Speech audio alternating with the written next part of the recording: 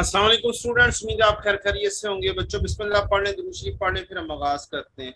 बिस्मिल्लाहिर्रहमानिर्रहीम। अल्लाहुम्मा सल्ली अला मुहम्मदिन व अला आलि मुहम्मदिन कमा सल्लैता अला इब्राहीम व अला आलि इब्राहीम इन्नका हमीदुम मजीद। अल्लाहुम्मा बारिक अला मुहम्मदिन व अला आलि मुहम्मदिन कमा बारकता अला इब्राहीम व अला आलि इब्राहीम इन्नका हमीदुम मजीद। रब्बि इश्रह ली सदरी व यस्सिर ली अमरी वहलुल उक़दतम मिन लिसानी यफ़क़हू क़ौली। रब्बि ज़िदनी इल्मा रब्बि यस्सिर वला तुअस्सिर व तम्मिम बिल खैर। जी बच्चे, आप ये बता दें, आप लोगों को आवाज़ सही आ रही है? आज कोई बच्चा ज़रा बोलकर बताए।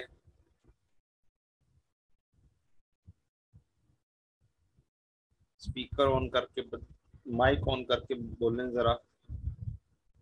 एनी अस्सलाम स्टूडेंट? वालेकुम सर। जी वालेकुम अस्सलाम। बिल्कुल क्लियर वॉइस है जी मेरे पास। आप वॉइस के ज़रिए भी क्वेश्चन पूछ सकते हैं। आप, मैं माज़रत चाहता हूँ, एक दो दिन मैंने पहले डायरेक्टली कंप्यूटर का स्पीकर यूज़ करने की कोशिश की। अब मैंने इससे ब्लूटूथ एक सेपरेट स्पीकर था मेरे पास, मैंने उसको यूटिलाइज किया और अल्हम्दुलिल्लाह आपकी वॉइस क्लियर कट मुझे भी आई है। अच्छा जी, कल तक के लेक्चर में से कोई क्वेश्चन बच्चों आप लोगों को, any question till yesterday's class? कोई आपको प्रॉब्लम? सर आपने एक कॉन्सेप्ट पढ़ाया था, losses and percentages input and losses as percentage of output वाला। सर उसकी सही से समझ नहीं आ सकी। कोई मसला नहीं है, कोई टेंशन नहीं है। मैंने एक टॉपिक दोबारा से पढ़ाना है, टारगेट कॉस्टिंग का। वहां पर मैंने ये सारी एग्जांपल्स दोबारा से डिस्कस करनी है और वहां पर इसकी यूटिलाइजेशन भी सही से होनी है। वो अगर वो हो सके तो दोबारा डिटेल में समझा दे, मैं डेफिनेटली डिटेल में समझाऊंगा इंशाल्लाह।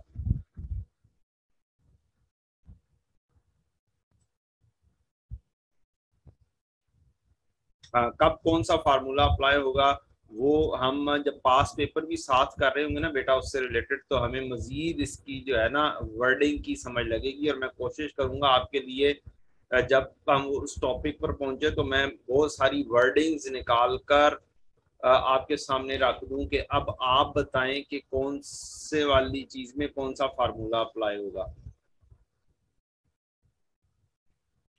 आपने मुझे मैसेज किया था, डायरेक्ट मैसेज किया होगा या ग्रुप में मैसेज किया बेटा? असल में जब बच्चे डायरेक्ट मैसेज करते हैं ना तो वो बहुत नीचे चले जाते हैं और ग्रुप को मैं दोबारा से उठा कर देख लेता हूँ। ठीक, तो बहुत सारे ग्रुप्स में भी मैं घुस गया हूँ, पता नहीं क्यों घुस गया हूँ। बच्चों के मसले मसाइल, कोई चीज़ मुझे कहाँ से लर्न होती है, कोई चीज़ कहीं से लर्न होती है कि बच्चों के मसले मसाइल कौन से हैं। जैसे अभी ये बच्चे ने मसला कहा कि इस चीज में प्रॉब्लम आ रही है, इनपुट और आउटपुट में कौन कौन से वर्ड्स। तो मैं, मेरे लिए क्या हुआ, एक इनपुट मुझे मिली कि बच्चों को इस चीज में मुश्किलात पेश होती हैं और मुझे पहले भी पता था इस चीज में मुश्किलात पेश होती हैं और एग्जामिनर भी यही कहता है। एग्जामिनर कमेंट भी उठाकर देखें तो अक्सर स्टूडेंट्स ने जहाँ पर इनपुट वाली परसेंटेज लगनी होती है वहां पर आउटपुट वाली लगा दी होती है, जहाँ पे आउटपुट वाली लगनी होती है वहां पे इनपुट वाली लगा दी होती है, या फिर कोई और ही तरीके लगा दिए होते हैं। तो ये बच्चों के अंदर मसला है, तो हम इसको इंशाल्लाह डेफिनेटली कैटर करेंगे। उस जगह पर कैटर करने में ज्यादा आसानी हो जाएगी दोबारा से, जहां पर इसने बार बार अप्लाई होना है। अभी मैं समझाऊंगा तो वंस अगेन वही वाली चीज होगी जो पहले हो चुकी हुई है। जिसको समझ लग गई है बहुत अच्छी बात है, जिसको समझ नहीं लगी तो टेंशन वाली कोई बात नहीं। ठीक है ना?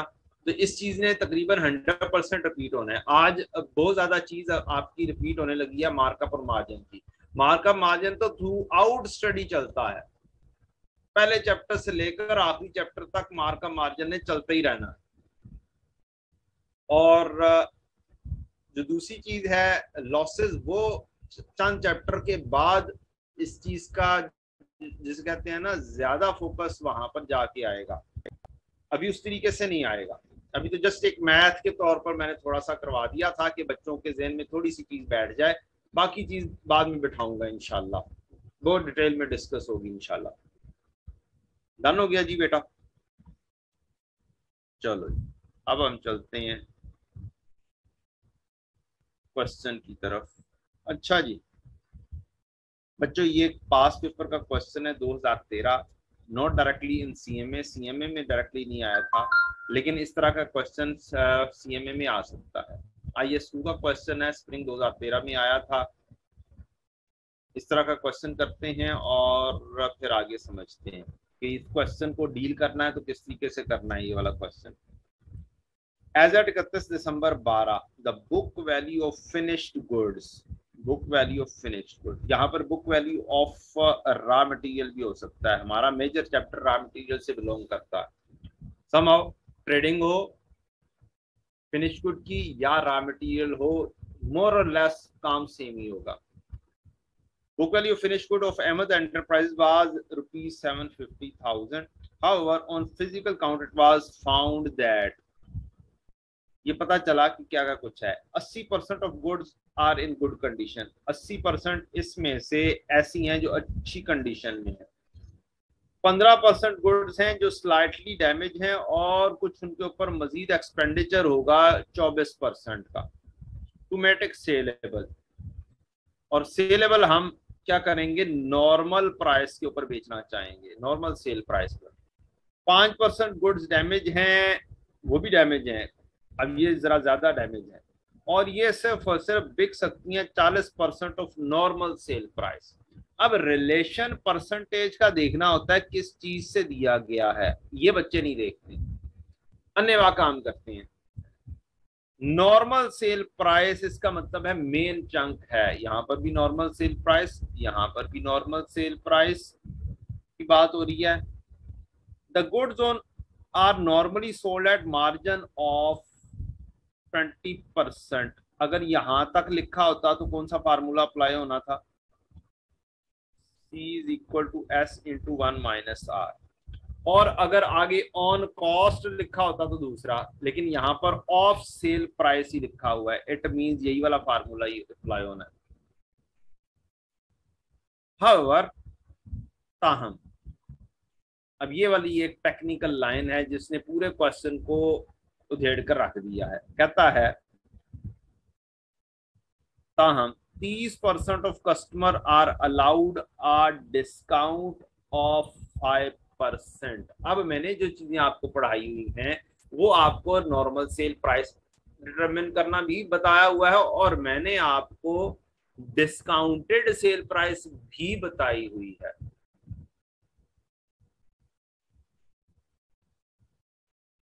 अब नॉर्मल सेल प्राइस भी चाहिए होगी और नॉर्मल भी चाहिए होगी। अच्छा, अब ये 30% का रिलेशन जरा समझे।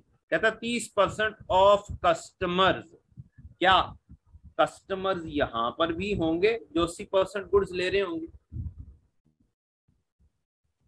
80% गुड्स अच्छी कंडीशन में हैं, तो इसका मतलब है 30% कस्टमर जो होंगे वो डिस्काउंटेड प्राइस पर ले रहे होंगे और 70% नॉर्मल पर ले रहे होंगे।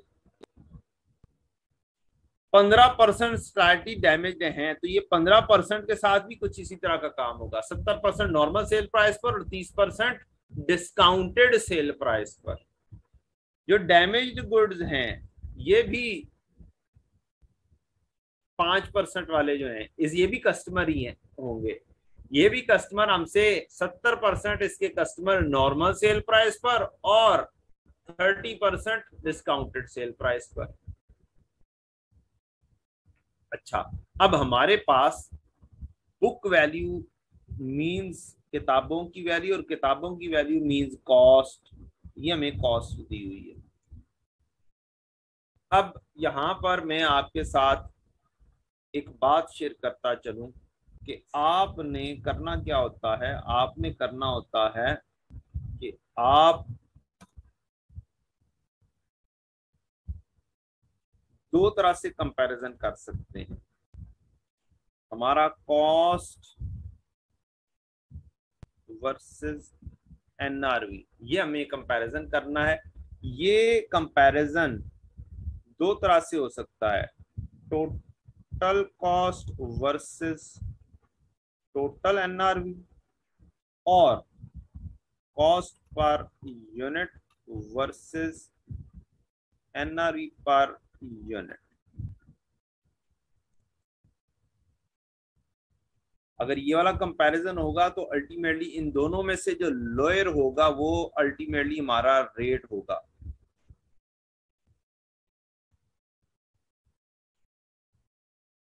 और वैल्यू हम मालूम कर रहे होंगे क्वांटिटी इनटू रेट करके।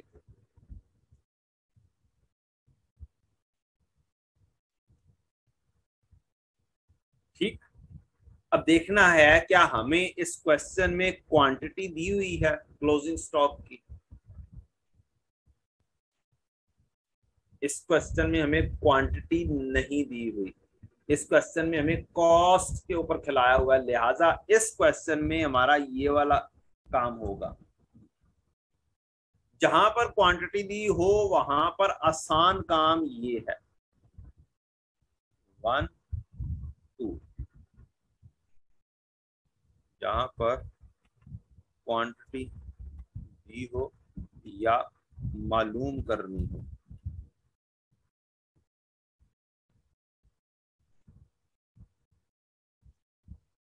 वहां पर आसान काम cost per unit versus NRV per unit होगा। फॉर्मेट दोनों का सेम, दोनों का फॉर्मेट मैं यहाँ पर कॉपी करता हूँ आपके लिए। एक्सेल की फाइल कहीं पर से, बेटा ये दोनों फॉर्मेट्स आ गए आपके लिए। एक फॉर्मेट है हमारा कॉस्ट को एनआरवी से कंपेयर करना, टोटल कॉस्ट को। यहाँ पे आइटम्स आ जाएंगी ए बी सी डी, या जोन सा भी डैमेज गुड्स, गुड डैमेज, उनकी कॉस्ट को एनआरवी से कंपेयर करना है। और एनआरवी होती है हमारी estimated sale price minus estimated cost to complete and cost to sale. ये हमारी एनआरवी आ गई बी माइनस सी कर। आपने फार्मूला भी लिखना है।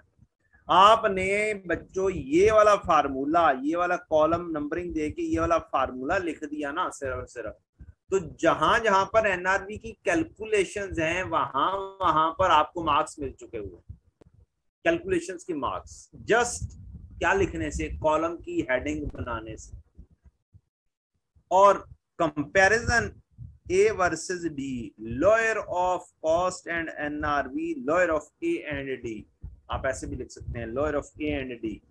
तो आपको इस स्टेप के भी मार्क्स मिल जाएंगे। मींस आपने सिर्फ और सिर्फ ये काम किया, ये काम किया, ये काम किया, ये 3 काम किए। आप बहुत जल्दी में थे, आपने सारी क्वेश्चंस की ये वाला काम कर दिया और ऊपर जस्ट आपने फार्मूला लिखा हुआ है। आपको तकरीबन पूरे क्वेश्चन के मार्क्स मिल जाएंगे।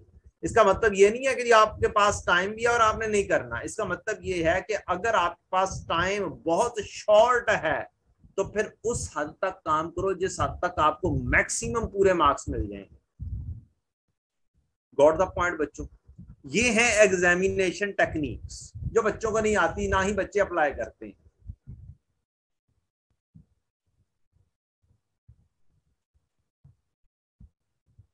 बात क्लियर हुई थोड़ी सी बच्चों? और गुड, दैट्स गुड। अच्छा, अब मैं कंपैरिजन करवाने लगा हूं कॉस्ट पर यूनिट और एनआरवी पर यूनिट का। अब यहां पर हमें क्वांटिटी दरकार है, क्वांटिटी को रेट से मल्टीप्लाई करना है और रेट होगा आपका lower of cost and NRV. तो एक साइड पर मैं लिख लूंगा अपनी क्वांटिटी यूनिट्स।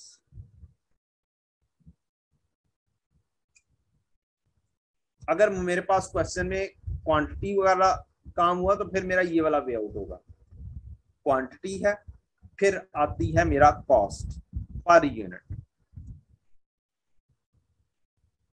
अब कॉस्ट पर यूनिट को मुझे कंपेयर करना है एनआरवी पर यूनिट से, तो मैं एस्टिमेटेड सेल प्राइस लूंगा, एस्टिमेटेड कॉस्ट टू कंप्लीट और कॉस्ट टू सेल लूंगा, लेकिन ये होगा पर यूनिट। और एनआरवी मेरी आ जाएगी पर यूनिट, एक unit. Lower of cost and NRV करूंगा उसी तरीके से, कोई डिफरेंस नहीं है, वर्किंग में कोई फर्क नहीं है।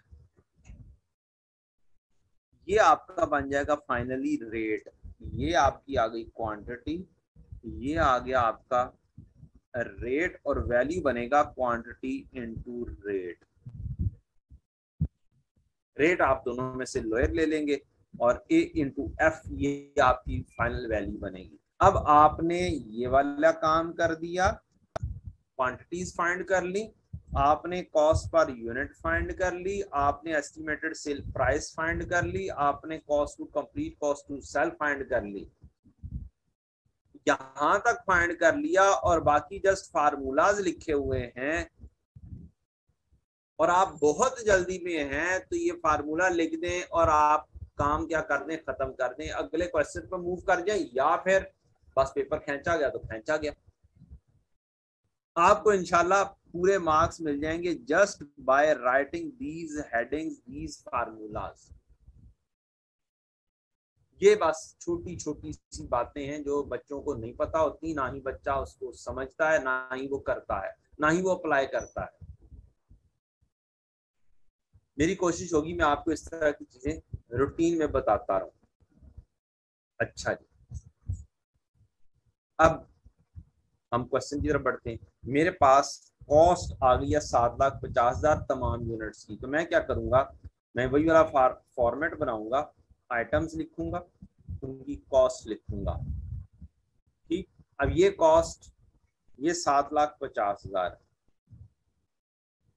मुझे जितनी किस्म की इन्वेंट्री का बताया गया मैं उतनी किस्म की इन्वेंट्री बना दूंगा। खुला एम्पल, पूरे पेज के ऊपर क्वेश्चन करना है, दो दो तीन तीन चार चार लाइन छोड़कर, बल्कि 2 पेजेस पर भी कर सकते हैं ये वाला क्वेश्चन अगर आप करना चाहें तो। वैसे एक पेज के ऊपर हो सकता है, एक पेज के ऊपर वर्किंग पेज है, एक पेज पे ये 4 5 6 कॉलम बना लें। अच्छा, 80% 750 का, 15% 750 का और 5% ये उसने हमें बताया है कि इस तरह की गुड्स डिफाइन की हैं। तो हम क्या करते हैं, 7,50,000 को 3 हिस्सों में बांट देते हैं। 80%, 750 का 80% करें, क्या आंसर आता है। फिर 750 का 15% देखें क्या आंसर आता है। फिर 750 का 5% देखें क्या आंसर आता है।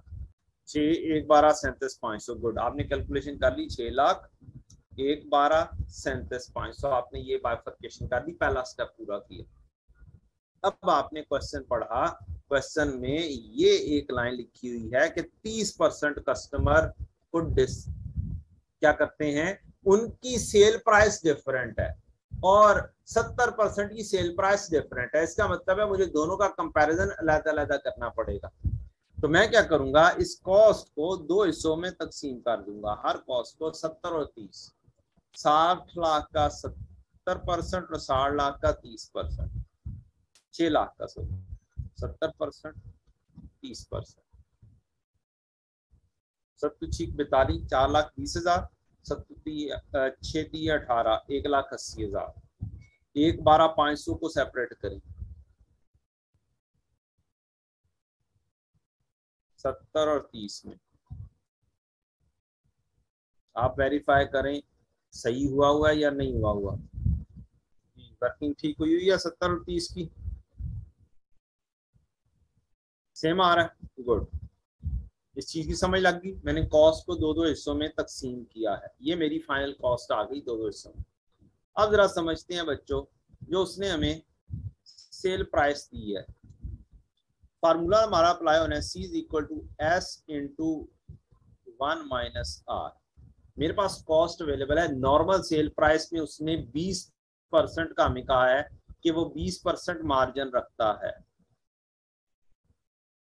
ये 20% मार्जिन का उसने कहा है ऑफ सेल प्राइस। तो हम क्या करते हैं, हम कहते हैं अच्छा ठीक है, कॉस्ट हमारे पास है, हमें सेल मालूम करनी है, sale = cost divide by 1 - R, ये बन जाएगा कॉस्ट डिवाइड बाय 1 - 0.2।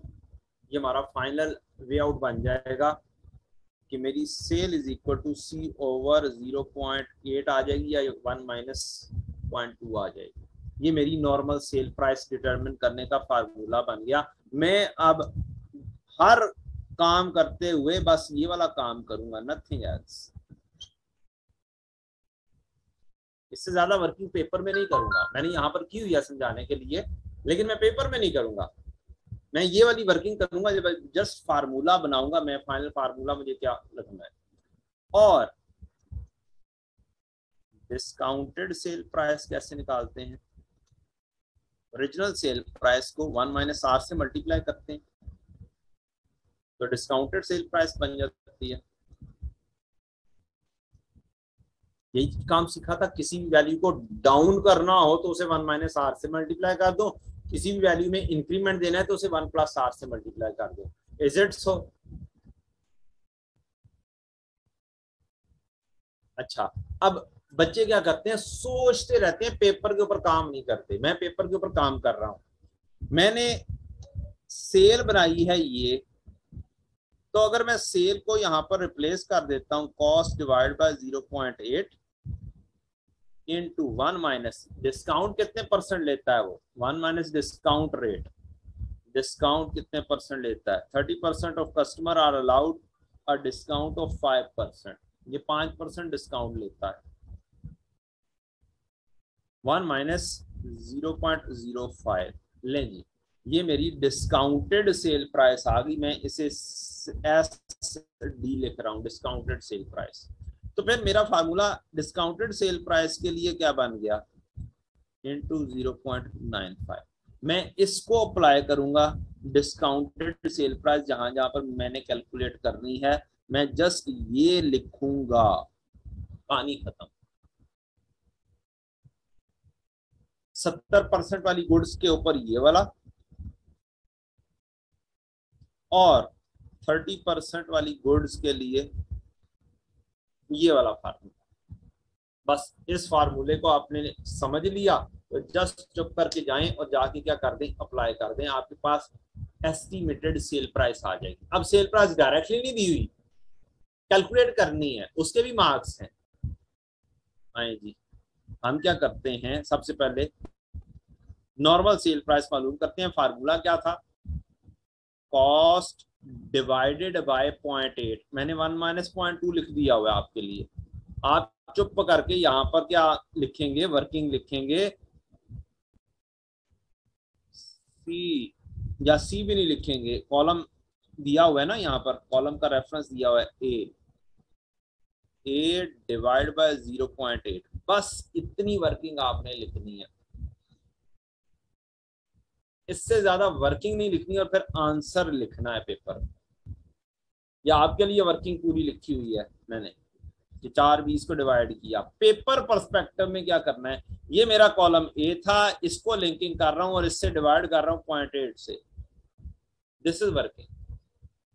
बात समझ लगी है पेपर में टाइम कैसे सेव होता है और मार्क्स भी कैसे पूरे लिए जाते हैं।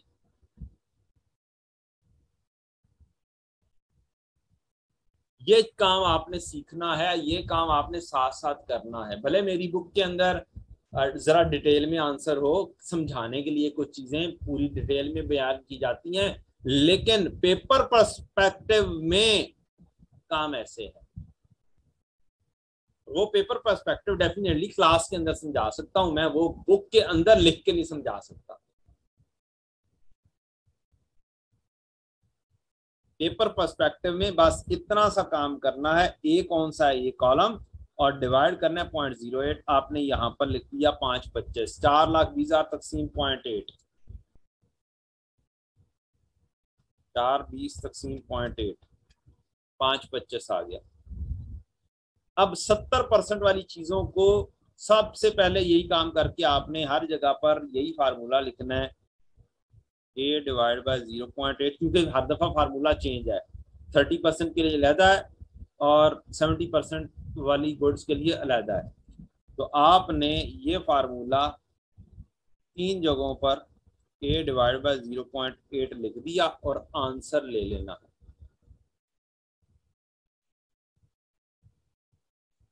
लेकिन यहाँ पर एक छोटा सा काम, यहाँ पर उसने कहा है 40% ऑफ नॉर्मल सेल प्राइस। 5% वाली गुड्स पे नॉर्मल सेल प्राइस पे जंप नहीं करना, वो कहता है 40% पे बिकेगा। तो ए डिवाइड बाय 0.8 इंटू 0.4 करना पड़ेगा आपको। यहाँ पे फार्मूला क्या बनेगा, ए डिवाइड बाय 0.8, तो ये तो normal sale price I into उसका 40%, 0.4, ये आपको लिखना पड़ेगा। फिर आंसर आएगा इसके लिए। आपने 70% वाली गुड्स का नॉर्मल सेल प्राइस वाली कहानी क्या कर दी, मुकम्मल कर दी। आपका दूसरा बनता था 78,750, उसको आपने डिवाइड बाय 0.8 किया, 78,750 डिवाइड बाय 0.8, तो आपका 98437 आ गया आंसर, ये वाला। ये स्टेप बाय स्टेप आपने क्या करना है, काम करना है। अब ये है, इसको अप्लाई करते हैं। 26,250 तकसीम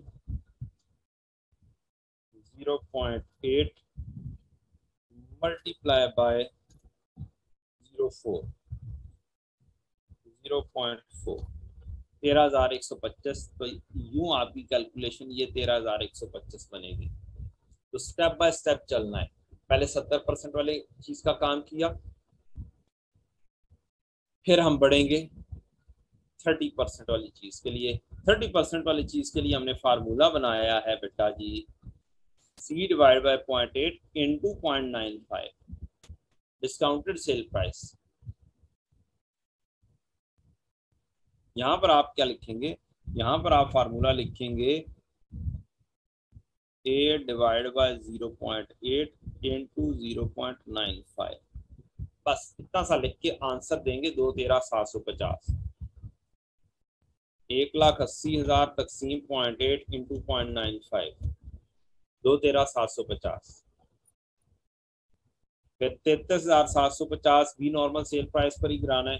यहाँ पर भी यही फार्मूला लिखेंगे, A divide by 0.8 into 0.95,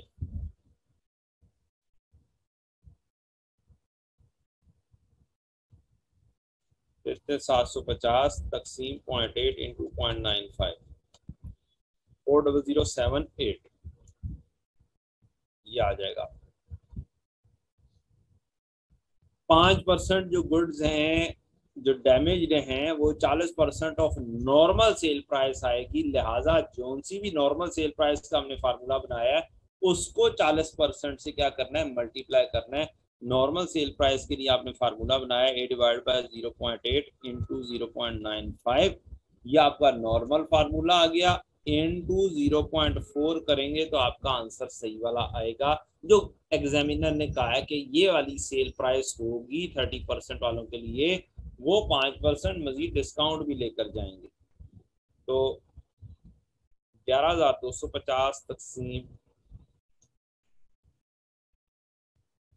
0.8 into 0.95 into 0.4, 5344।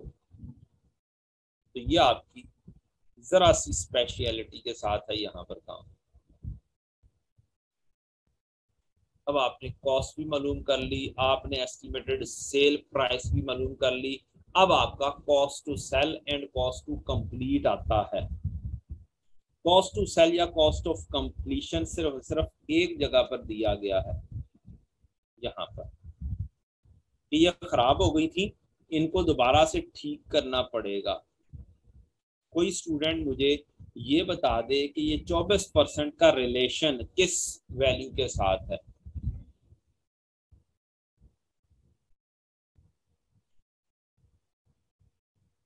चौबीस परसेंट का रिलेशन, तो एक बात याद रखें, बिल्कुल सही आपने कहा, कॉस्ट के साथ है। 24% कॉस्ट का लेना है, सेल प्राइस का नहीं लेना। लाइक विद लाइक चला जाता है। क्वेश्चन में साइलेंसी है, साइलेंट है कि किसकी परसेंटेज, तो ये एक्सपेंडिचर है तो एक्सपेंडिचर की ही परसेंटेज लगाएंगे। तो ये चीज आपने याद रखनी है, लाइक विद लाइक जाना है आपने।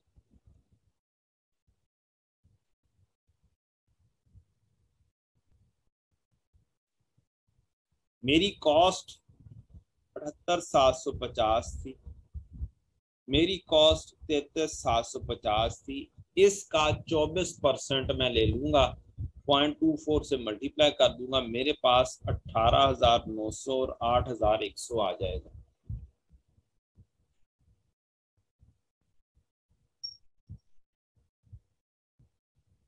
ये कॉस्ट टू सेल भी हो गया, कॉस्ट टू कंप्लीट या कॉस्ट टू सेल एक ही बात है, हमने दोनों चीजें इकट्ठी रखनी है, cost to complete plus cost to sell. अब आपकी एनआरवी आप कैलकुलेट करेंगे, D is equal to B minus C, sell price minus cost to sell and cost to complete.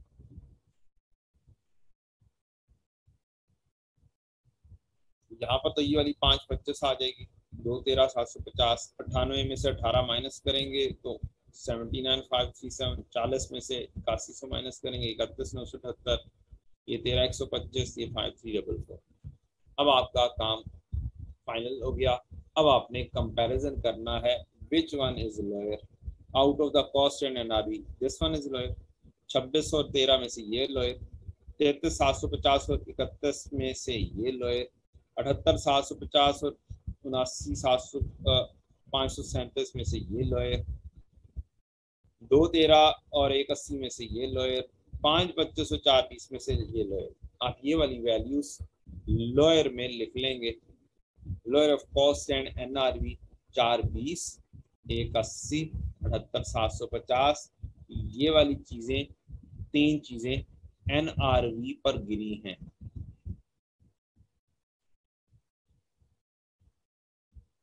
बाकी तीन चीजों में एडजस्टमेंट नहीं आई, इन तीन चीजों में एनआरवी आ गई है।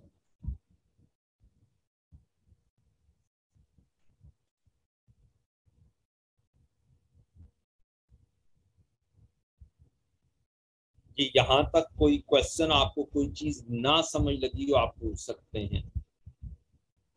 सारी सेम क्या कर रहे हैं? तुमने क्या किया? बेटा माइक ऑफ कर दें, घर की बातें नहीं सुनानी दूसरों को।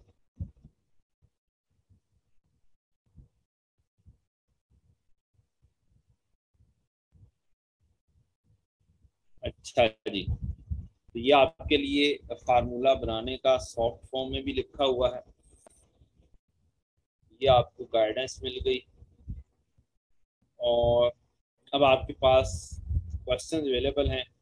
9 नंबर क्वेश्चन हमने भी किया, 8 नंबर क्वेश्चन इससे आधा है, मींस उसमें 70-30 का बाइफर्केशन नहीं है, तो वो कंपैरिजन आपको देखना है और वो आपको करना है। अच्छा बच्चों जी, हमारी कॉस्ट डिटर्मिनेशन में 3 किस्म की इन्वेंट्री होती है, एक मटेरियल, एक वर्क इन प्रोसेस, एक फिनिश गुड। ये 3 किस्म की इन्वेंट्री होती है मैन्युफैक्चरिंग बिजनेस में।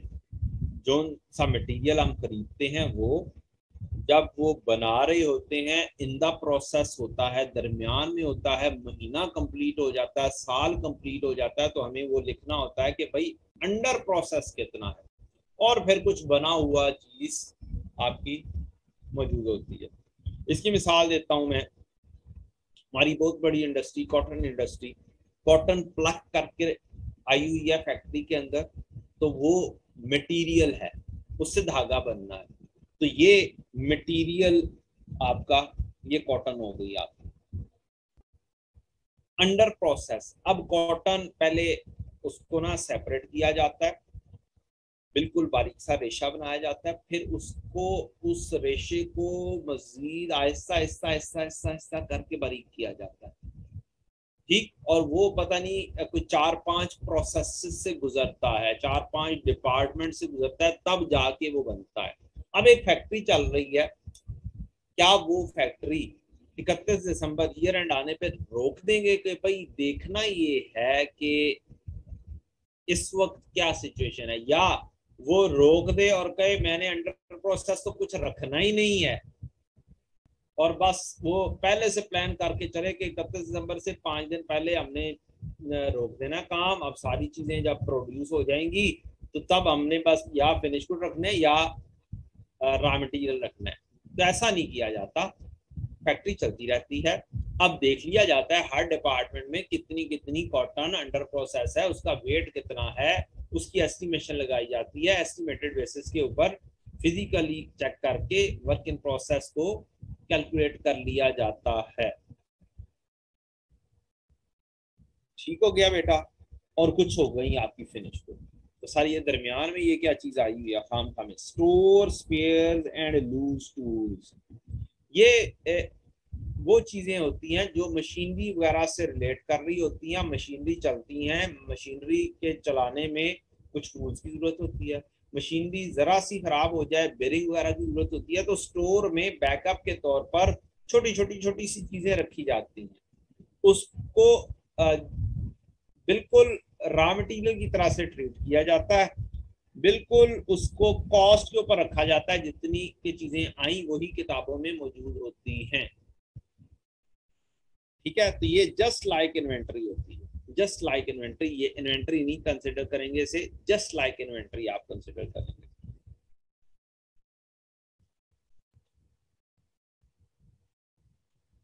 इन्वेंट्री भी करंट एसेट होता है, current asset, current asset, current asset. और इत्तफाकिया तौर पर जो store spares and loose tools हैं ये भी करंट एसेट होता है।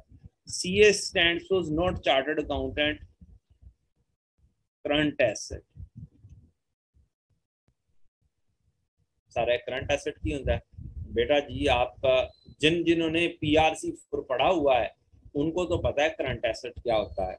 जिन्होंने पीआरसी 4 नहीं पढ़ा हुआ, कुछ चंद एक इक्का दुक्का स्टूडेंट्स ऐसे स्टिल आ रहे होंगे जिन्होंने ना तो R1 पढ़ी है, ना ही सीएमए पढ़ी हुई है, ना ही कुछ और पढ़ा हुआ है। वो अभी भी एएफसी करने के बाद डायरेक्टली अब जंप इन कर रहे हैं अकाउंटिंग की दुनिया में। पहले उन्होंने जंप इन किया था लॉ में, और शायद टैक्सेशन को तजर्बा करने की कोशिश की हो। कोई ऐसा है स्टूडेंट मेरी क्लास में इस वक्त बैठा हुआ जिसने ऐसे तजर्बे करने की कोशिश की और R1 बिल्कुल भी ना पढ़ने की कोशिश की हो? अगर है तो बताए जरा। कि बस आया और कहा कि मैं लॉ लॉ करता हूँ या करती हूँ, और फिर R1 भी देखी जाएगी, कॉस्ट भी देखी जाएगी। मेरा ख्याल है ऐसा अब कोई स्टूडेंट नहीं रहा होगा जिसने R1 बिल्कुल भी ना पढ़ी हो। समझो, आगे बढ़ते हैं। वो स्टूडेंट्स जिन्होंने पीआरसी 4 पढ़ा हुआ है, इन्वेंट्री नहीं भी पढ़ी हुई, IAS 16 पढ़ा हुआ है और कॉस्ट डिटर्मिनेशन देखी हुई है, उसे पता है कि फिक्स एसेट की कॉस्ट किस तरीके से डिटरमिन की जाती है। चलें, अगर किसी को नहीं भी पता तो मैं अब पढ़ाने लगा हूं। अब हम फिक्स कॉस्ट, फिक्स एसेट नहीं, उस जैसी ही इन्वेंट्री बाहर से इंपोर्ट कर रहे हैं। अब बाहर से इंपोर्ट होने पे आपको पता है बहुत सारे खर्चे हैं, और डायरेक्टली एट्रीब्यूटेबल खर्चे इन्वेंट्री की कॉस्ट का क्या बनेंगे, पार्ट बने। उसके अंदर उसकी क्या होगी, थर्ड पार्टी को जो पे करनी है, सप्लाई को जो पैसे पे करने हैं वो होंगे। अगर उसने कोई लिस्ट प्राइस दे दी या लिस्ट प्राइस से डिस्काउंट दिया हुआ तो आप लेस कर देंगे। अगर लिस्ट प्राइस दी हुई है और लिस्ट प्राइस में उसने डिस्काउंट दे दिया हुआ है तो वो लेस कर देंगे। और फिर हमारे पास इनवॉइस वैल्यू आएगी जितने की उसने इनवॉइस दी होगी। अब यहाँ पर पाकिस्तान पहुंचेगा तो इंपोर्ट ड्यूटी देनी है, कुछ और ऐसे टैक्सेस जो नॉन रिफंडेबल हैं, कुछ होते हैं रिफंडेबल, वापस मिल जाने होते हैं। मैंने मसलन टैक्स दिया, एडवांस टैक्स दिया, पहले से टैक्स जमा करवा दिया, बाद में मुझे वो वापस मिल जाना है। तो ऐसी चीज जो वापस मिल जाना है या कहीं और एडजस्ट हो जाना है, वो शामिल नहीं करते, वो रिफंडेबल कंसिडर होता है। ऐसा टैक्स जो कभी भी मुझे वापस नहीं मिलना, तो वो क्या होगा, खर्चा होगा, वो क्या होगा, एक्सपेंडिचर होगा। उसे इस कॉस्ट का क्या बना देंगे, हिस्सा बना देंगे, नॉन रिफंडेबल टैक्सेस ऐड कर देंगे। कोई गवर्नमेंट ने रिबेट दे दी, कोई गवर्नमेंट ने सब्सिडी दे दी कि हाँ तुम ये वाला माल इंपोर्ट करो, हम तुम्हें कुछ पैसे दे देंगे, हम तुम्हें कुछ ग्रांट दे देंगे, कोई सब्सिडी दे देंगे, तो वो सब्सिडी भी लेस हो जाएगी क्योंकि वो हमारा खर्चा एक्चुअली नहीं हुआ।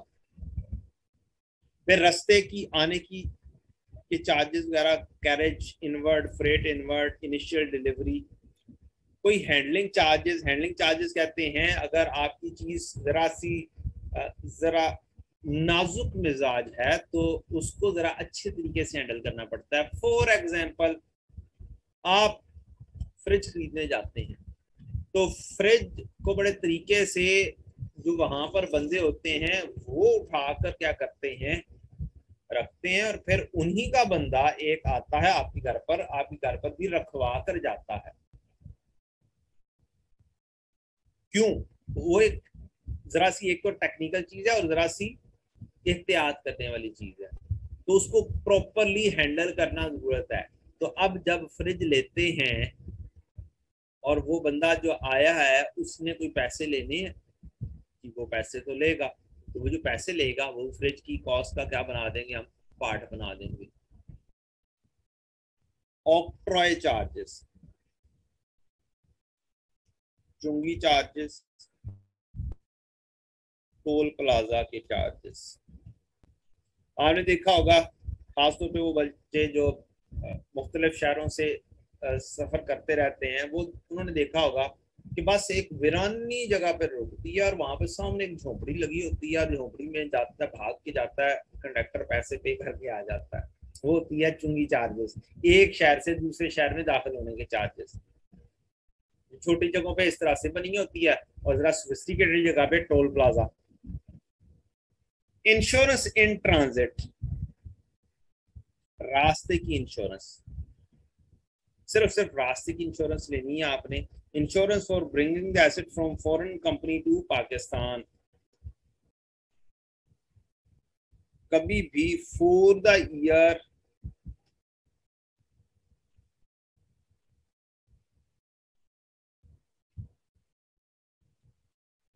फॉर द पीरियड किसी भी एसेट या इन्वेंट्री का पार्ट नहीं बनते हैं।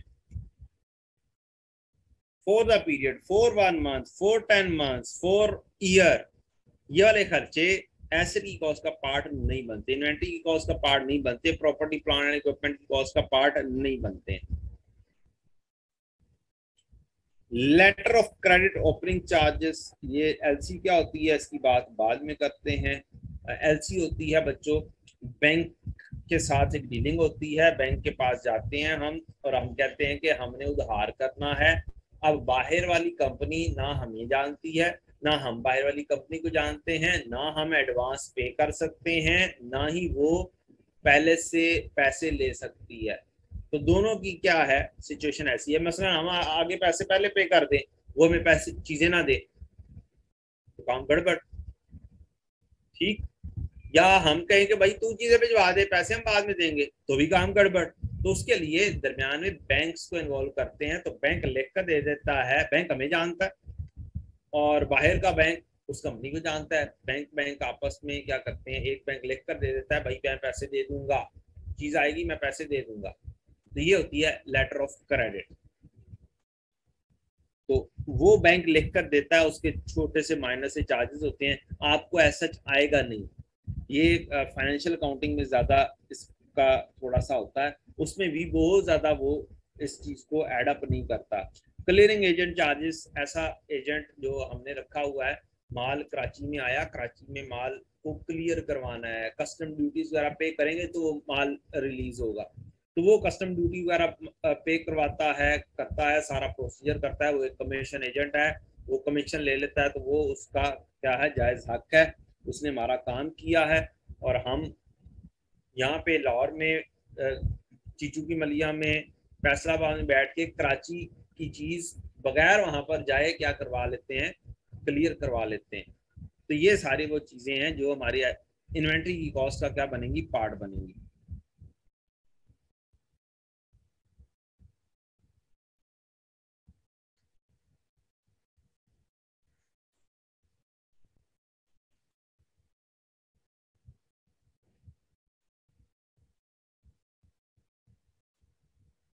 अच्छा जी, अब बच्चों इससे रिलेटेड एक एग्जांपल छोटी सी। ऑन सितंबर 1, 2021 कांपे टांग limited has ordered for raw material to supply to in Germany and for this purpose. अच्छा जी, फॉर द पीरियड वाला पॉइंट मैं एक्सप्लेन कर देता हूँ बेटा। पहले ये जरा क्वेश्चन, चले मैं पहले पॉइंट बता ही देता हूँ।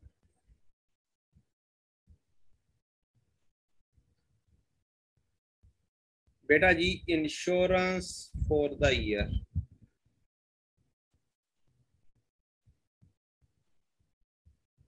अगर पे की जा रही है तो वो उसने एक साल के अंदर अंदर अलहदा से, जैसे कहते हैं ना अकाउंटिंग की दुनिया में कहा जाए तो ये रेवेन्यू एक्सपेंडिचर है। रेवेन्यू एक्सपेंडिचर वो होता है जो प्रॉफिट एंड लॉस में डायरेक्टली फिट इन होता है, ठीक है। एसेट की कॉस्ट का पार्ट नहीं बनाना इससे। ये एक पीरियड से बिलोंग करता है, फॉर 3 मंथ्स, फॉर 1 ईयर। इसका ताल्लुक डायरेक्टली किसी इन्वेंट्री की यूनिट से नहीं होता। अब बात समझ लगती मोहम्मद अरहम?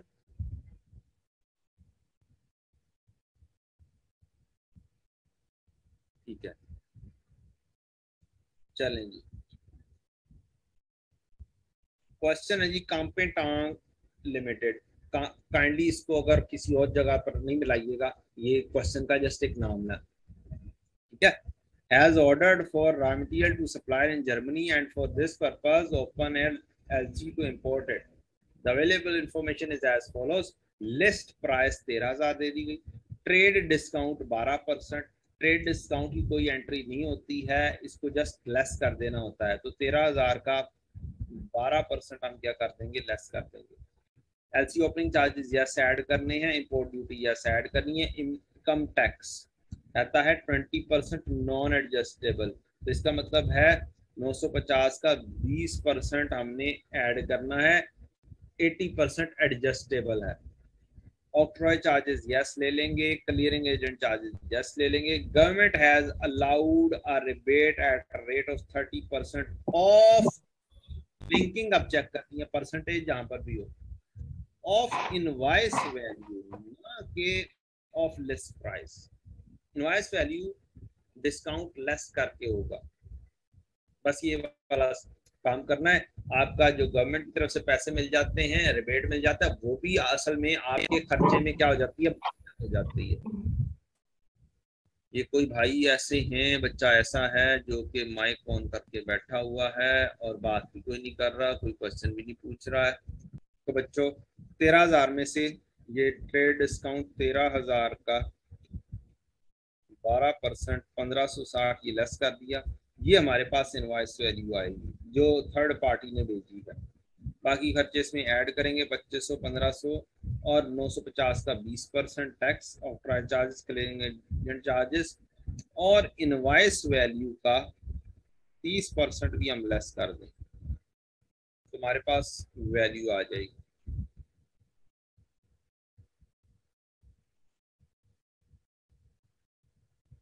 जी, any question till now?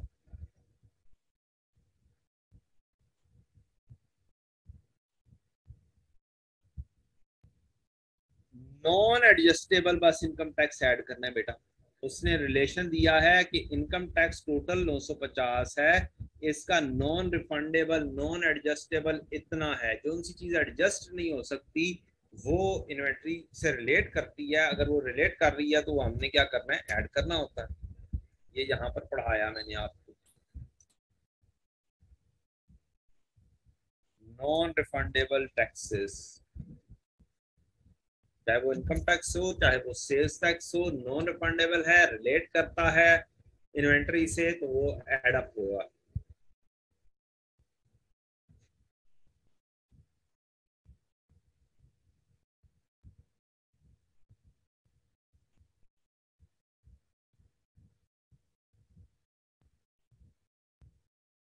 IS2 कहता है कि नॉन रिफंडेबल टैक्सेस को क्या करो, ऐड करो।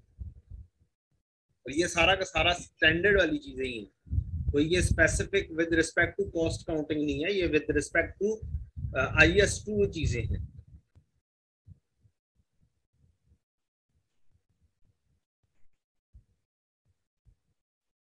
अच्छा जी, अब बेटा जी कॉस्ट डिटर्मिनेशन केटीएल, एक क्वेश्चन आपने अभी कर लिया, कॉम्पेटांग लिमिटेड, प्रैक्टिस सेट 4 5 6 आप कर लेंगे। जो आपको पीआरसी 4 से रिलेटेड बिल्कुल एंड पर कुछ क्वेश्चन दिए हैं, उसमें क्वेश्चन नंबर 1, क्वेश्चन नंबर 2 ये आपकी कॉस्ट डिटर्मिनेशन से रिलेटेड थोड़ा सा है। अच्छा जी कहाँ पर था, कहाँ पर, एग्जाम्पल नंबर 1 है पेज नंबर 32 पर, example number 1, example number 2, example number 3, example number 4 5 6, ये आप लोगों ने पहले से पढ़ी हुई है, इसलिए यहाँ पर इनमें कहीं पर भी जरा सा भी मसला आता है वो आप पूछ सकते हैं, लेकिन आपने पीआरसी 4 में ये की हुई है, आई बिलीव इट सो, वो लहदा बात है, मुझे पता नहीं की हुई, नहीं ना की हुई बच्चों, जिन्होंने पीआरसी पूरा पास भी कर लिया फिर भी इनको तरफ तो देखा भी नहीं हमने सर, ये कौन और हम कौन, हम तो बस एमसीक्यू से ऊपर फोकस रखते थे। ये पास पेपर के क्वेश्चंस हैं, हिस्ट्री में FAR 1 और इंट्रोडक्शन टू काउंटिंग में आए हुए हैं मेजोरिटी इनमें से, और हो सकता है कोई एक आधा CMA में भी आया हो। तो पहली 7 एग्जाम्पल 8 नंबर मैं खुद डिस्कस कर दूंगा इंशाल्लाह, पहली 7 एग्जाम्पल की आप होमवर्क के तौर पे कर लेंगे। पीआरसी 4 वाला पेज 31 पर,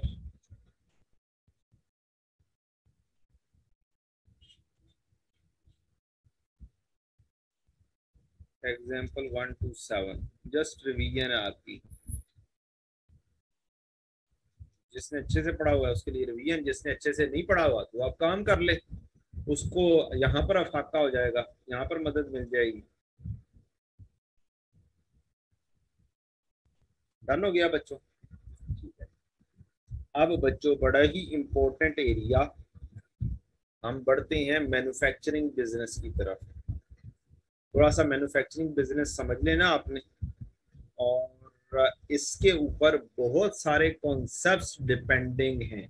ये वही कॉन्सेप्ट है जिस बच्चों ने पीआरसी 4 में मैन्युफैक्चरिंग पढ़ी हुई है, तो सेम कॉन्सेप्ट है, लेकिन वहां पर जैसे पढ़ा हुआ वैसा नहीं है। यहाँ पर जरा तसल्ली बख्श जरा कॉन्सेप्चुअली काम होगा, ठीक है जी। अच्छा बच्चों जी,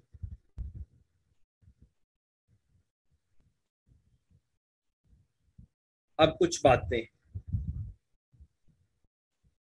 बड़ी इंपॉर्टेंट बातें वो हम डिस्कस करने जा रहे हैं।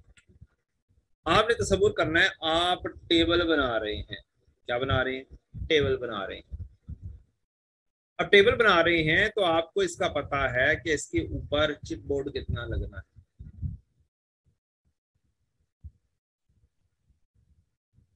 5/8 है या 4/3 है, व्हाटसोएवर इट इज।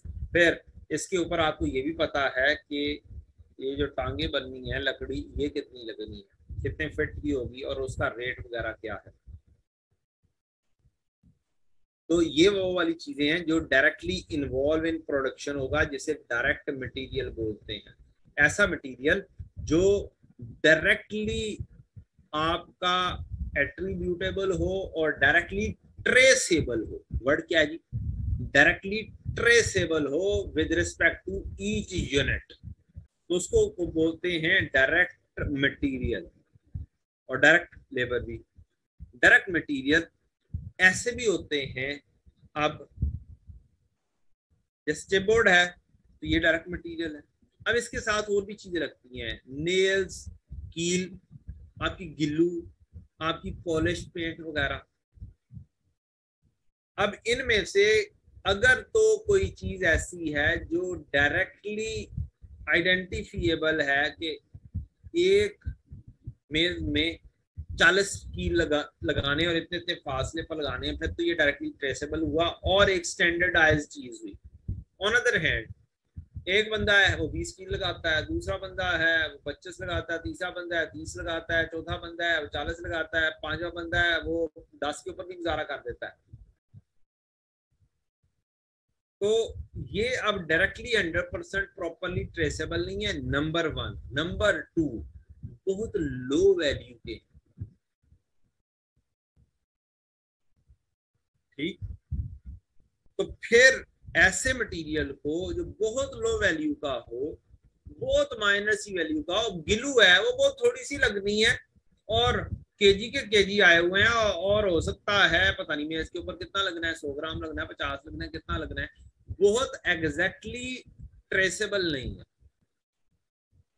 ठीक। वंस अगेन कोई बंदा थोड़ा सा ज्यादा लगा देगा, कोई थोड़ी सी कम लगा लेगा Gillu.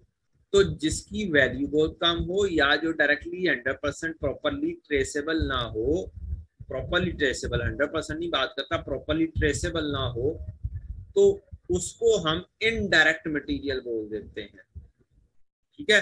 Low value indirect material consider होगा, जैसे नेल ब्लू पॉलिश वगैरह, इस तरह की चीजें कुछ पॉसिबल हैं।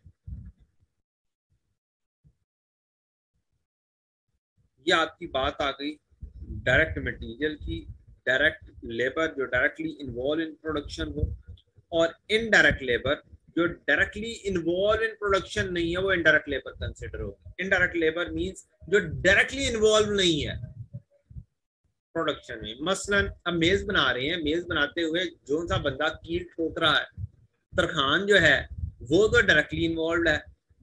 अब एक ही डिपार्टमेंट में बहुत सारे बंदे मेजे बना रहे हैं, कोई कुर्सी बना रहा है, और इन सब के ऊपर टॉप पर एक सुपरवाइजर बैठा हुआ है, वो कहता है ओ काम क्यों नहीं कर रहे भाई तुम, जल्दी जल्दी उठो शाबाश। वो रोक रहा है कि कोई वेला ना बैठे, वो देख रहा है कि सारे बंदे सही काम कर रहे हैं या नहीं कर रहे, लेकिन वो बना नहीं रहा। पैसे तो उसे भी मिलेंगे, और हो सकता है उस लेबर से थोड़े ज्यादा ही मिले, क्योंकि वो सुपरवाइजर है, वो मैनेजर है उस डिपार्टमेंट का। तो ये बंदे जो हैं ये डायरेक्टली इन्वॉल्व नहीं है, लेकिन इन्वॉल्व तो हैं, इसको बोलेंगे indirect labour. IL stand for indirect labour, और इनडायरेक्ट लेबर को हम ओवरहेड बोलते हैं। डायरेक्ट लेबर को क्या बोलते हैं? FOH factory overhead, manufacturing overhead. Indirect material को भी हम क्या बोलते हैं? फैक्ट्री ओवरहेड बोलते हैं। तो अभी तक बात हुई डायरेक्ट मटेरियल और डायरेक्ट लेबर की, और तीसरी चीज है फैक्ट्री ओवरहेड। तीन चीजें आपकी आ जाएंगी।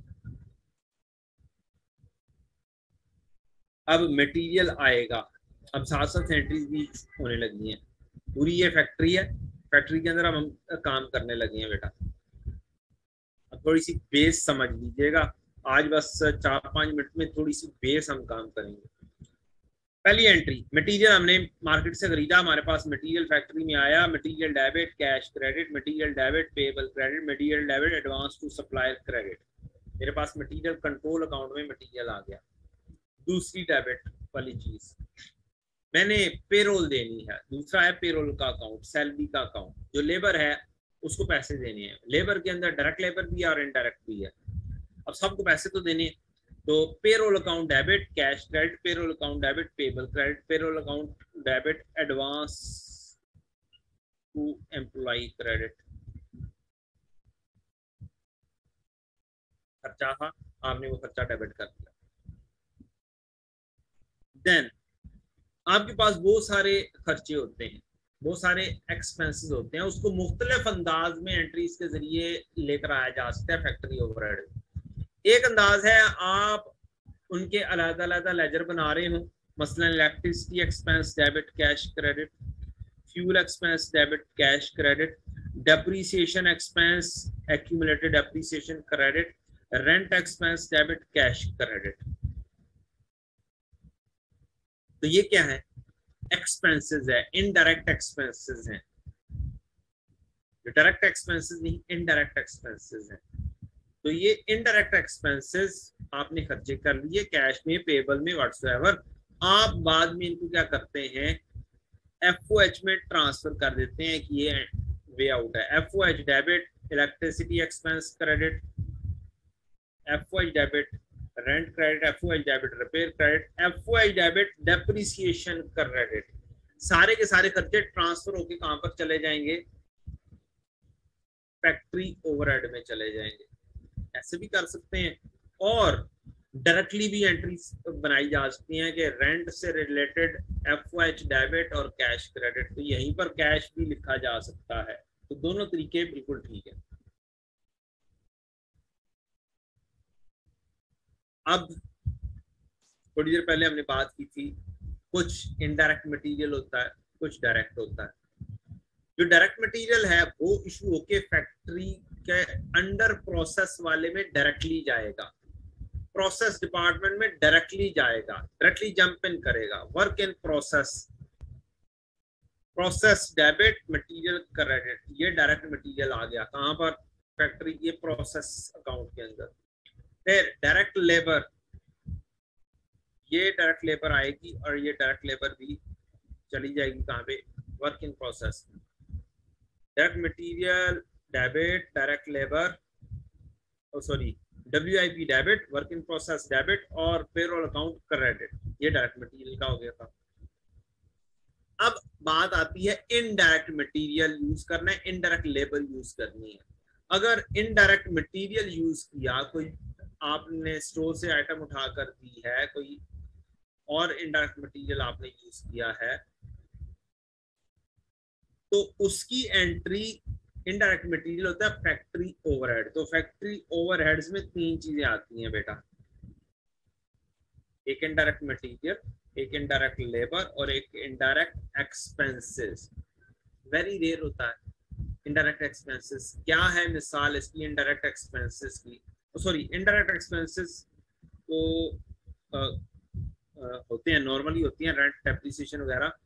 डायरेक्ट एक्सपेंसेस बहुत कम होते हैं, जैसे डायरेक्ट मटेरियल, डायरेक्ट लेबर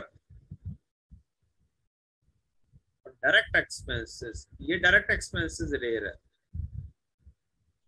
इसकी मिसाल वैसे दे देता हूं, आपने एक चीज बनानी थी, आपको स्पेशली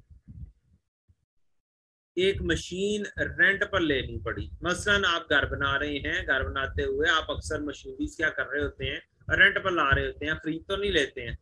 तो वो जो चीजें रेंट पर ला रहे होते हैं वो उसका रेंट आप पे करते हैं। तो वो अगर कोई चीज आप बना रहे हैं, प्रोड्यूस कर रहे हैं, उसके लिए कोई मशीनरी लेनी पड़ जाती है और वो रेंट पर लेते हैं, तो उसका रेंट जो है वो डायरेक्ट एक्सपेंस हो जाएगा।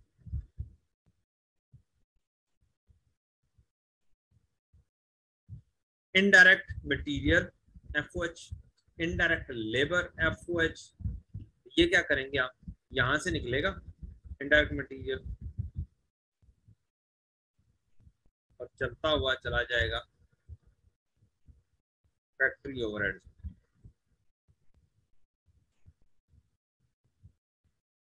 Indirect material. इसी तरह से इनडायरेक्ट लेबर भी कहां पे जाएगी, फैक्ट्री ओवरहेड। यहां पर तीन चीजें आ जाएंगी फैक्ट्री ओवरहेड्स में, एक्चुअल खर्चे, इनडायरेक्ट एक्सपेंसेस, इनडायरेक्ट मटेरियल और इनडायरेक्ट लेबर। ये तीन किस्म के खर्चे आ जाए। अब बच्चों ये तीनों किस्म के खर्चे आ गए, ये बताएं क्या रेंट अपने महीने का अपने महीने में दिया जाता है या अगले महीने में दिया जाता है? तो हो सकता है हम एडवांस में रेंट देते हैं, अपने महीने में दे दें, हमें पता चल जाएगा।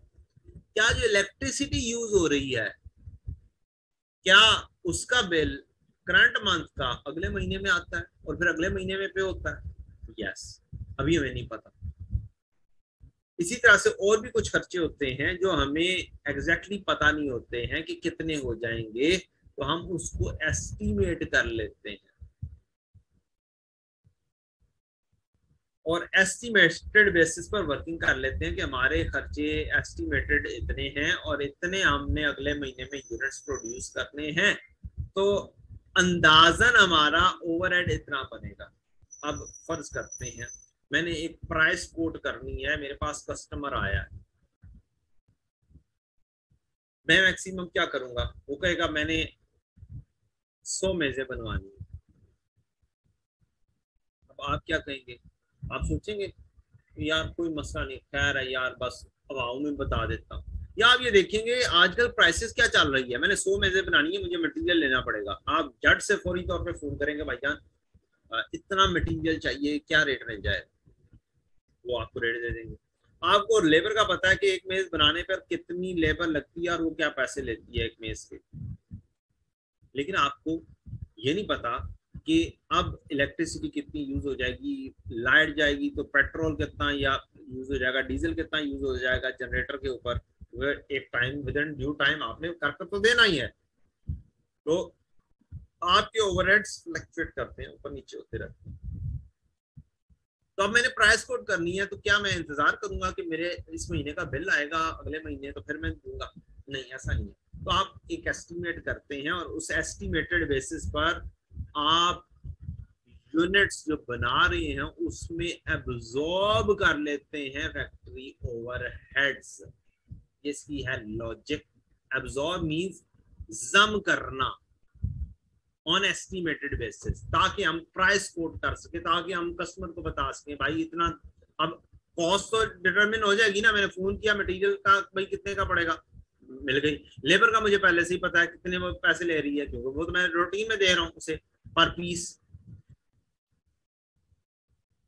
या मुझे पता है कि यार ये एक दिन में कितनी मेजे बना लेता है, अगर आर बेस भी हो रेट तो उसको हम आर्ली बेसिस के ऊपर भी कन्वर्ट कर सकते हैं, उसका हमें किसी हद तक अंदाजा है, काफी हद तक। तो ओवरहेड ऐसी चीजें हैं जो फ्लक्चुएट करती रहती हैं, तो वो हम क्या करते हैं एस्टिमेटेड बेसिस पर एड अप करते हैं, अपनी प्रोडक्ट का हिस्सा बनाते हैं। तो तीन चीजें मैं लेकर आया हूँ यहाँ पर। अब जो चीजें एब्जॉर्ब करनी है उसकी एंट्री होती है WIP डेबिट और FOH क्रेडिट। ये वाले खर्चे क्या हो गए, एब्जॉर्ब हो गए एस्टिमेटेड बेसिस पर। कैसे होते हैं इसकी बात इंशाल्लाह कल करेंगे। कल इसको फ्लो को मजीद दोबारा से शुरू से एंड तक, यहाँ तक जहां तक डिस्कस किया यहाँ तक भी करेंगे और इससे आगे भी करेंगे इंशाल्लाह। आज तक के लिए इतना ही बच्चों, टाइम इज अप। अभी जो आपको होमवर्क दिया है वो आपने परफॉर्म करना है और इंशाल्लाह कल ये मैन्युफैक्चरिंग बिजनेस हम इंशाल्लाह बहुत फुल फ्लैज कॉन्सेप्ट के साथ सीखेंगे। चाहे भले आपको PRC4 में समझ लगी थी या नहीं लगी थी, अब आपको समझना पड़ेगा। अब समझे बगैर काम नहीं चलना।